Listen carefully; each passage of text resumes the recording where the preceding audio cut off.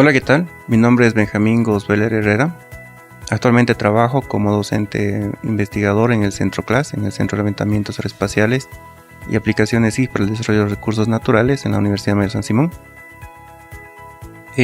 Soy de formación biólogo de formación base, pero también he desarrollado un diplomado en educación superior, una maestría en información de suelos para la planificación del territorio aquí en el Centro CLAS, y también he desarrollado una maestría en ciencias en la Universidad Twente en Holanda, referida a las ciencias de la geoinformación y observación de la Tierra, con una mención en manejo de recursos naturales.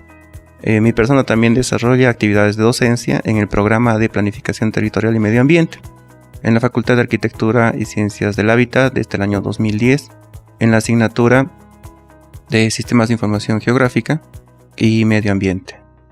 Dentro de mi formación profesional he participado en varios proyectos de investigación y proyectos de servicio que ha realizado el Centro CLAS. Todos ellos referidos con el empleo o el manejo de los sistemas de información geográfico, la teledetección y los recursos naturales, enfocados principalmente en la vegetación, los suelos y la fauna.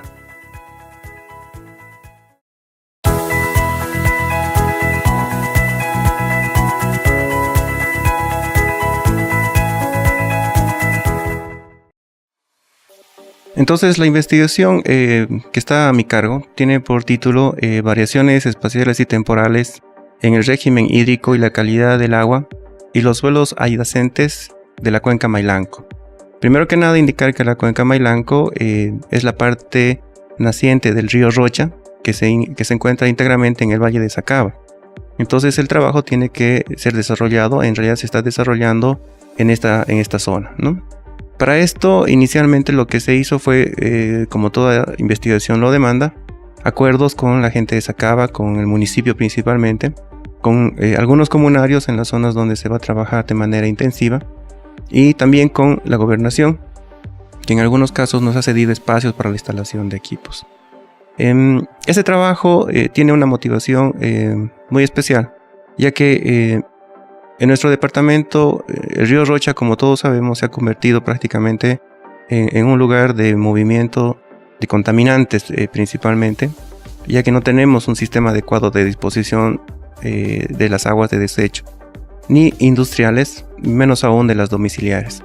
Entonces, es una temática que está muy en boga, que es una temática que está además demandando soluciones de la universidad, de las autoridades, y es en ese sentido que hemos planteado este trabajo. Mencionar también como antecedentes de que lo que se está trabajando, si bien se va a trabajar sobre el régimen hídrico y la calidad del agua, estos tienen diferentes componentes y diferentes entradas, por así decirlo, ¿no? Entonces estamos haciendo también una recopilación de datos históricos con respecto a estas variables. De todas maneras, hemos identificado, por ejemplo, de que según la literatura, información secundaria, información que también se ha producido en la universidad, el clima, el uso de suelo, ¿no? Los cambios en el uso de suelo más particularmente, y la expansión humana, la expansión urbana, a través de los asentamientos humanos, están influyendo mucho y de manera decisiva en la calidad del agua, ¿no? Entonces, esas tres variables son las que se van a estudiar a fondo desde un punto de vista y desde un enfoque cuantitativo, pero desde un punto de vista temporal y espacial, ¿no? Entonces, como lo mencionaba anteriormente, el enfoque temporal tiene que ver con los datos históricos que estamos recolectando a partir de investigaciones iniciales que se hizo en el Centro CASA, que se hicieron en el Centro CASA, ¿no? Hay investigaciones entonces de maestría, tesis también de licenciatura, que nos indican algunos parámetros como la temperatura, la conductividad eléctrica y el pH del agua, ¿no? Entonces son parámetros físicos básicos de medición cuando se hacen las campañas de recolección de muestras de calidad de agua. Y tenemos muestreos que se han realizado, como les comento, espaciados. El problema es ese, ¿no es cierto? Que en nuestro país nunca hay datos y los datos que tenemos siempre son deficientes o son incompletos. En este caso son relativamente muy incompletos. De todas maneras, hay dos estudios básicos que son muy importantes para nuestro estudio. Entre ellos podemos mencionar el diagnóstico biofísico de la cuenca del río Rocha, que se ha realizado el 2005 por la consultora CONAM y que fue financiada por la gobernación en ese tiempo. Otro estudio que es muy importante y que también es base para nuestro trabajo viene a ser el informe de auditoría sobre el desempeño ambiental del río Rocha realizado el 2011, que también fue realizado como una consultoría que además tiene muchos datos e información muy interesante y que va a ser base también para nuestra investigación. Luego, con respecto a los datos climáticos, estamos trabajando con CENAMI, ¿no? Y en algunos casos también con la gobernación y la alcaldía que habíamos mencionado. Nosotros también aquí en el Centro CLAS tenemos información producida sobre el marco, por ejemplo, de estudios hechos en el Parque Nacional Tunari. Entonces, a partir de esa información se ha ido seleccionando también lo que puede ser importante para este estudio. El uso de suelo, entonces, que sería la variable, digamos, que tiene una ponderación importante en nuestro trabajo, se está realizando a través de estudios multitemporales con imágenes Landsat. Imágenes Landsat de 30 metros, ¿no? Que en algunos casos son Landsat 5, Landsat 7 y Landsat 8 para estos últimos años, ¿no? Entonces estamos viendo cómo ha crecido o cómo se ha ido desarrollando la ciudad en función a diferentes aspectos, a diferentes vectores de crecimiento que se conocen, para determinar más o menos cuánto y cómo ha crecido. Eso nos estamos apoyando también con datos de los censos, ¿no? Del 2001, el 2012, censos más anteriores inclusive del año 92. Este estudio tiene programado hacer un análisis de 30 años en el pasado para también hacer una proyección de 30 años en el futuro. Y a partir de ahí entonces poder diseñar algún tipo de políticas de prevención, conservación, manejo y restauración en el caso de que así se necesite en la cuenca de estudio.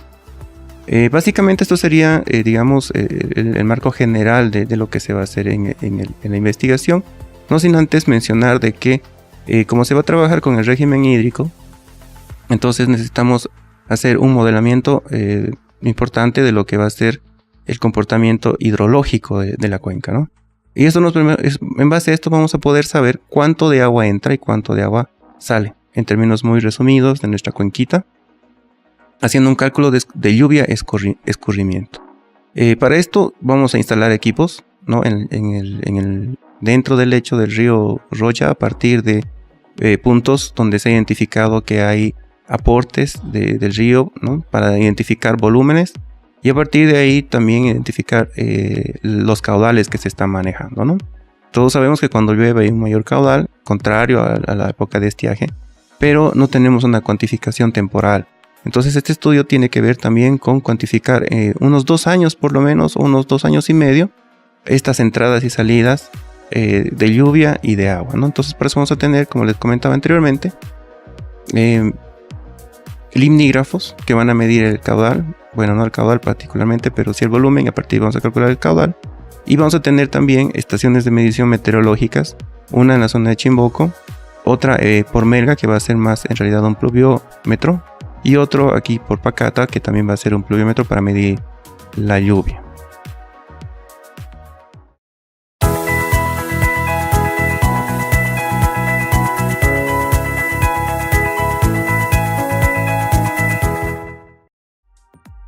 Esta investigación tiene que tener aspectos de innovación y aspectos también importantes con relación a la publicación o las publicaciones que se piensan desarrollar. Ya que es una investigación doctoral, entonces esto demanda entre 2 a 3 papers que se produzcan en el tiempo que se está desarrollando esta investigación. Inicialmente el tiempo de duración era desde el año 2014 hasta el año 2017. Con una posibilidad de ampliación por 1 año más para la redacción de los artículos científicos que les acabo de comentar. En ese sentido, uno de los artículos científicos que van a ser publicados en una revista internacional, porque así también lo demanda la situación para obtener el grado doctoral, tiene que ver con un modelamiento a partir de un modelamiento espacial multicriterio, un análisis multicriterio, ¿no? Entonces para esto vamos a necesitar criterio experto de personajes, obviamente de expertos que han trabajado en esa temática en nuestra zona, en nuestra región, en nuestro país, y que también va a ser apoyado por investigadores en Suecia con respecto a los criterios que se van a emplear. En este caso, el modelo de análisis multicriterio tiene que ver con 3 elementos, ¿no es cierto?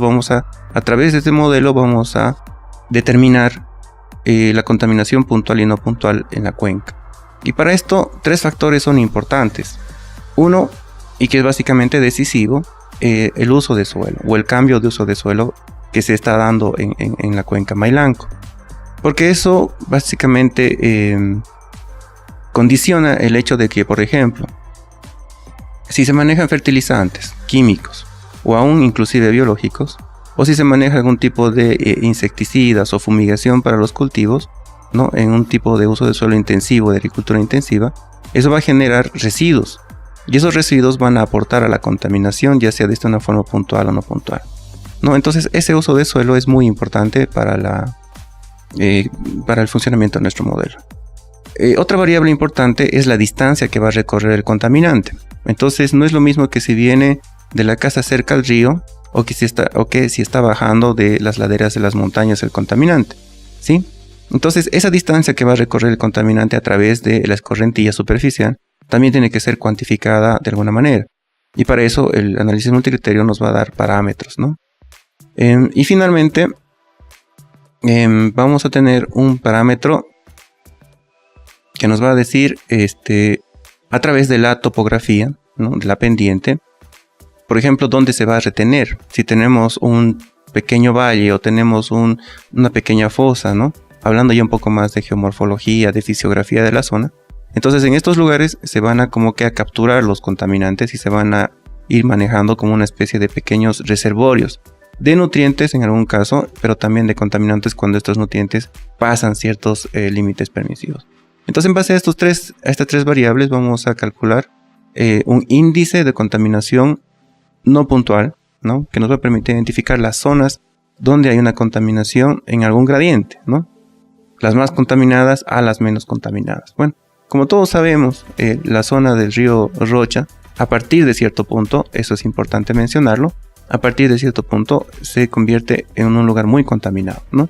Y esos lugares están identificados en el estudio, tienen que ver muchas veces con lugares donde hay descargas industriales y también descargas domiciliarias. En este caso no vamos a mencionar esas descargas ni los lugares porque no es relevante, pero sí cuando tengamos los análisis a través del SIG, análisis multicriterio, esos van a ser presentados de manera objetiva y concreta para que las autoridades, inicialmente el municipio y la madre tierra de la gobernación, o en ambos casos madre tierra, puedan realizar las consultas, las observaciones a las empresas o a los domicilios donde se está manejando este tipo de contaminación. La otra investigación que tiene que llegar conclusivamente a un artículo, a ser publicado un artículo científico, tiene que ver con la cantidad de lluvia, ¿no es cierto?, la precipitación y cuánto está saliendo de la cuenca. Si ustedes conocen el río Rocha, pueden darse cuenta de que en algunos lugares hay aportes, o sea, aparte de la corriente regular que tiene el río Rocha, se adicionan otros flujos de agua, ¿no? Hay aportes. Y a esto vamos con respecto a lo que comentábamos anteriormente que se constituye en la contaminación, como los aportes domiciliarios, los aportes industriales, ¿no es cierto? Entonces el flujo cambia, el caudal cambia, ¿no? Pero hay otros lugares también donde se extrae esa cantidad de agua, ese volumen de agua del río Rocha, especialmente en lugares donde hay cultivos, ¿no? Cultivos de cebollas, de rabanitos, de lechugas. Sí, nosotros sabemos que pasa eso. Pero eso no es para alarmarse, o no para alarmarse demasiado, porque en muchos países del mundo, especialmente en el Asia, esto sucede.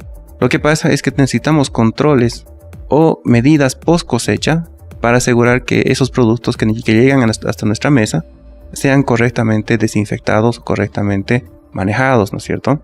Y eso es todavía lo que está faltando con nuestra gente, con nuestros agricultores en el campo. Pero no hay por qué alarmarse, ¿no es cierto? Muchas veces nosotros tenemos esa creencia errónea de que, primero, no ha sido regado con agua del río Rocha, pero sí es regado. Y segundo, que si es regado, nosotros Aunque esté regado o no regado, en la casa tenemos que tener medidas, ¿no es cierto?, de aplicar algún químico, algún desinfectante, el lavado adecuado de las verduras, de los vegetales. Entonces, lo que queremos con este segundo paper de investigación es tratar de publicar cómo se están moviendo estos contaminantes, ¿sí?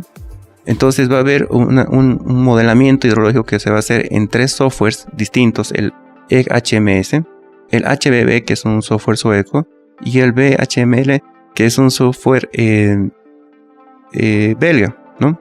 Para comparar y ver cuál es el que se acomoda primero mejor a la fisiografía y topografía de nuestro valle, de nuestra cuenca Mailanco, ¿no? Es importante esto porque muchas veces se aplican modelos que son preparados, que son diseñados, que son probados en Estados Unidos, en Europa, en el África, inclusive en Oceanía, ¿no es cierto?, pero que no se aplican o no se ajustan mucho a la realidad que nosotros tenemos. Entonces, viendo cómo funcionan estos softwares, vamos a tratar de calibrar de la mejor manera posible, y el que mejor se acomode a nuestras condiciones locales es el que va a tener, digamos, una mejor respuesta a lo que nosotros estamos buscando, ¿no? Entonces, nosotros creemos que este es un artículo de publicación por las particularidades de la zona, ¿no?, que es una zona para empezar, es un valle pequeño, muy cerca a un área metropolitana, es parte de un área metropolitana, pero digamos que muy cerca a una ciudad principal con casi más de 1 millón de habitantes. Entonces tiene una implicancia en el desarrollo urbano y en el crecimiento poblacional importante, ¿no es cierto? Si bien va a tener un gran peso de modelamiento hidrológico y de lluvia, de precipitación, esto va a ser nutrido con otras variables climáticas, ¿no?, como la radiación, los vientos, que son importantes, ¿no?, y también como variables sociales, ¿no?, la población, cuánto de gente, porque como lo acabamos de mencionar, ¿no es cierto?, si en algunos lugares se aumenta el agua, en otros se disminuye el agua, y eso también influye, y muchos de las publicaciones que se presentan no toman en cuenta estos elementos. Dentro, eso sería de forma externa, ¿no es cierto?, en las publicaciones que se van a realizar a manera internacional.